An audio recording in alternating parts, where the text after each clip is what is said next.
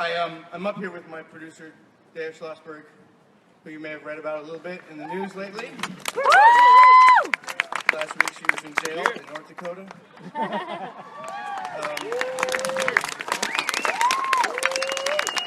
And I think it's very, very important to say that we are in a crisis in this country when it comes to climate change reporting and climate change in the media. We have no mainstream media at Standing Rock Reservation right now reporting on the crisis of the Dakota Access Pipeline. We have had no questions at all in the 3 presidential debates on climate change, even though both candidates support fracking. And what we do is report on climate change. That is something that has taken us all over the world, to 6 continents across the globe, to meet with people who have no choice in fighting climate change because their islands are about to disappear underneath the Pacific Ocean, South Pacific, or because there are oil spills deep in the Amazon that no one is reporting on, or because people in Zambia decided to create solar panels in their schools and in their hospitals where there was no electrification before. But I want to talk just for a moment about media, because we've seen a very, very disturbing pattern of reporters getting arrested while covering climate change action. And it starts with Amy Goodman, and then Shailene Woodley, who was live streaming and arrested for live streaming.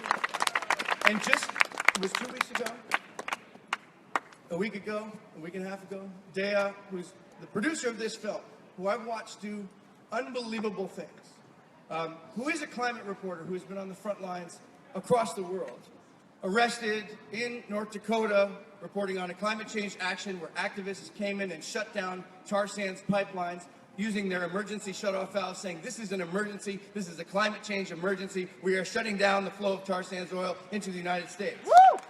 Now, Dea was there to report on it.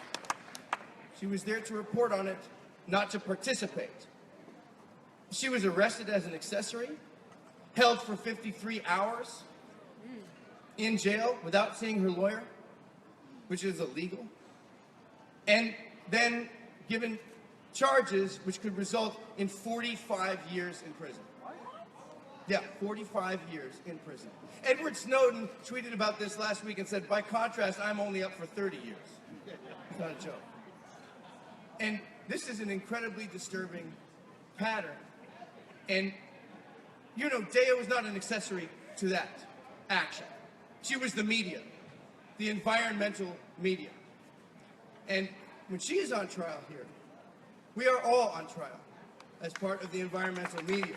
Hear, hear. This is a very, very serious moment. We did not expect this. I expected to be giving a speech about climate change and values. We have to talk about one of our values, which is the First Amendment. Because I watched this person wade in oil spills in the Amazon up to here. She marched the entire length of the Andes, 7,800 miles, for which she won a National Geographic Explorer of the Year award. I watched people in the Amazon swat tarantulas off of her back as we go through places where there are green pit vipers and red ants. And never did I ever think for a million years that the #1 threat to her life would be our government. But that's what's happening now. And we need your support. And when we talk about climate change, we know that we're in for some bad news. We know we're in for some bad things coming on our way. That's why we have to pull together with a sense of values. We have to have community. We have to have love. We have to have resilience. We have to have generosity. We have to have all the things that climate can't change. Innovation, creativity, courage, and yes, civil disobedience. That's one of the values that we have to have coming forward. We counted at our table. We've got 4 of 8 people who've been arrested in the last year. So you know you've been active on climate change when you've left your house, when you've taken action, and that's what we're asking for you to do tonight. I'm asking you on behalf of my best friend, my producer, Dakota Schlossberg. I want her to speak for a minute, but I want to say thank you so much to Emma for this. Thank you. It means so much to us. And thank you so much also, of course, to HPA. This is pretty surreal for me right now. This is a little different from a North Dakota jail. I never intended to be the story at all. I didn't want to be out speaking about First Amendment rights. I didn't think that would be a necessity. I wanted to report on the brave actions of the people that are on the front lines of climate change. That's what Josh and I and our incredible team on How to Let Go were out there doing. We were telling the stories of people who are fighting climate change, who have already felt the consequences of it and are trying to fight back. And that's what I was doing in North Dakota when I was documenting the Shut It Down action to stop all oil sands from Canada coming into the U.S. That's what Amy Goodman was doing, and that's what Shailene was doing at the Standing Rock Reservation, blocking efforts to block the Dakota Access Pipeline. If journalists aren't allowed in to those places to tell those stories, it denies everybody their right to know what's going on and to be informed citizens.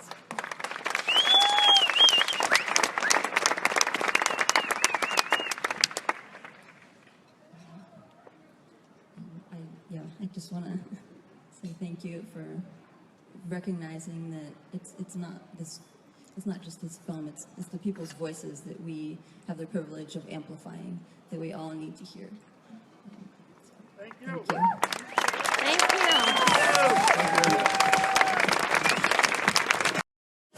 We'll be back in a little more, so don't go anywhere. Earlier this month, Shailene Woodley was arrested while peacefully protesting and protecting the construction of the Dakota Access Pipeline. Oh, it does. Oh my God, it looks terrible on camera, I'm sure. Here comes my next role. Her presence, Shailene's presence and perseverance, along with other activists and a united group of indigenous peoples, temporarily stalled the pipeline, but the fight is not over, and construction is set to resume. As Shailene has urged, we must all stand with Standing Rock Indian Reservation and raise our voices to protect its people and its resources, because it's just a microcosm of what's happening all over the world. I met Shailene Woodley on the trail as a fellow Bernie Sanders surrogate, campaigning all across America for the political revolution. But the truth is, actually, I first heard of Shailene Woodley because she nominated me for GQ Man of the Year. And I thought, who is this completely insane person? But I think that's a true story, actually. For all of you who didn't think that was possible. But that's enough. Because Shailene is a person who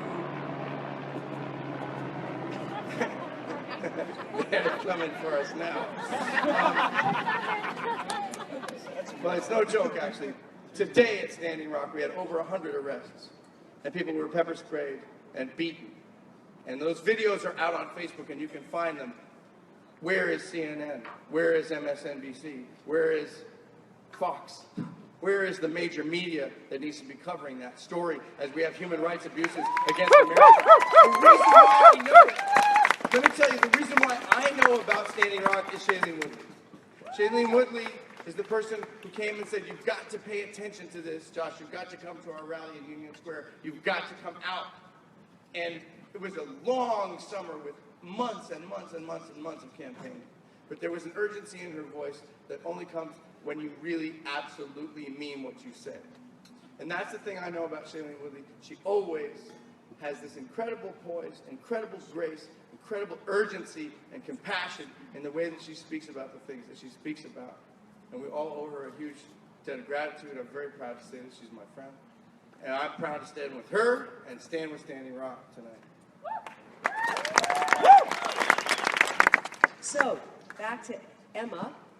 This year, for the first time ever, EMA is presenting 2 future awards. recognizing both a woman and a man. And that's a wonderful thing because it only stresses how important the future is, the future generation, for the causes that are here and now. So please welcome your female Future Award recipient, my dear friend and warrior goddess, Shailene Woodley.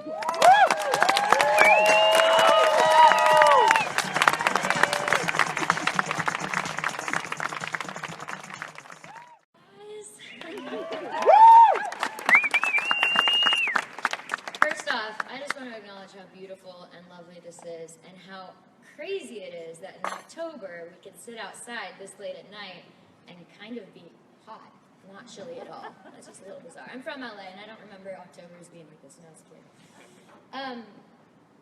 Wow.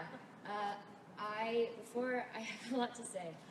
But before I do that, I would like to take a moment and I invite you to join me in closing our eyes and remembering why we're here, why we're really here. Beyond the dresses, beyond our speeches, beyond the wonderful presentations, but what our real intention as human beings and the contracts that we decided to make right now. So if you guys would join me in closing my eyes, I'm going to ask my DNA brother, Lehigh Sanchez, to lead us in a prayer. Yate, I come from the Dene Nation, which is northern Arizona. I'm here with my brother Joey, who's actually from the Apaches.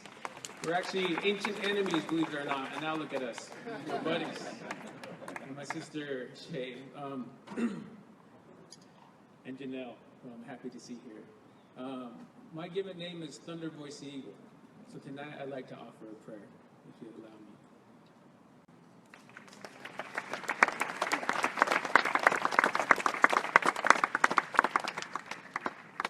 Similar to Dea and Josh, I anticipated coming up here and talking about activism and participation, and not so much focus on Standing Rock. But I got a text while I was at this dinner from my friends who are on the ground still. I'm gonna get very emotional, you guys, because this is a very real thing that we are dealing with. And the time is not tomorrow. The time is now. For the first time in history, Native American tribes are uniting not only with non-Native allies, but with themselves. Because what a lot of us don't realize is that before colonization, Native American tribes, many of them were at war with one another. There is a profound healing that is happening on our planet. And a lot of that healing is because Indigenous people are standing on the front lines, strong and brave, and with their fists open. There's been a misconception that we have to fight with knives by our sides and with anger and with violence.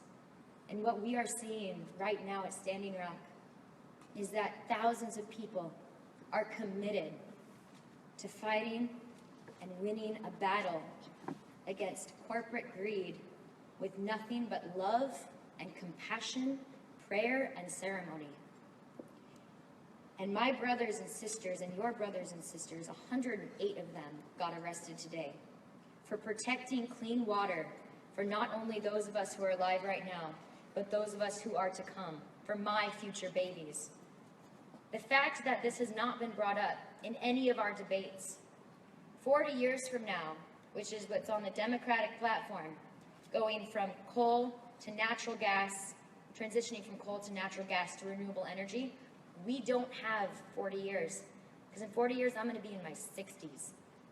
And I want to make sure that my grandbabies don't have to buy a bottle of water for $20 because clean water is impossible to find. I want to make sure that when they're driving down the road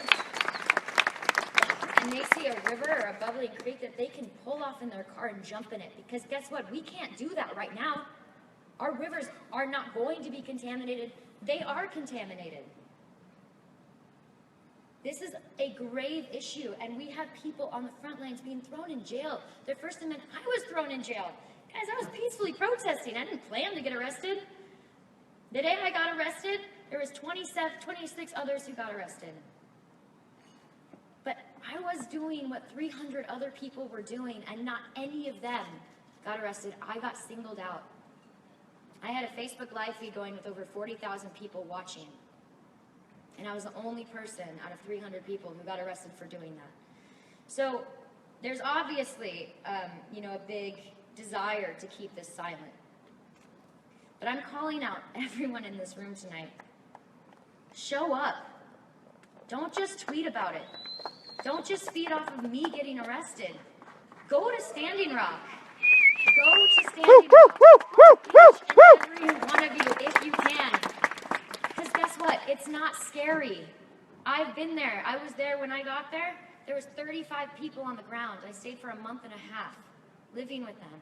And by the time I left, there was over 8,000.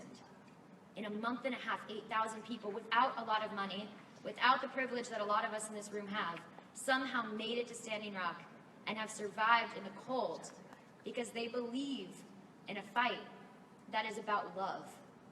For a long time, we've had this narrative of us against them, us against Big Pharma, us against Monsanto, us against the fossil fuel industry. But that's not getting us anywhere. The reason why Indigenous people are making a difference is not only because they're the first people most of the time in other marginalized communities to get affected by climate change and by the fossil fuel industry, but because they're standing and they're praying. And what that prayer does is change the narrative from us against them to us with them. Because I guarantee you, those people in those seats at those oil companies who are building this DAPL pipeline, they're just trying to do what's best for their kid. They just might not know things that maybe we know. And so if we unite together and hold that ceremony and we hold that passion in love and in compassion, that is how we're going to make a difference. It's important to go green. I'm not saying it's not. It's important not to use plastic. It's important. But what's really important is standing up and making our voices so loud that they have no choice to ignore us. No choice. They say it's impossible. It's only impossible if we allow that. So all of us in this room, we have the ability. Go to Standing Rock. All of you journalists, all of you who are involved in the media, all of you actors, all of you artists, the time is now. We don't have any more time. We cannot let this suppression continue, not only on the Indigenous communities of our world, but on the future children. And we are all here tonight because we are honoring our ancestors who worked really hard to give us the lives that we have.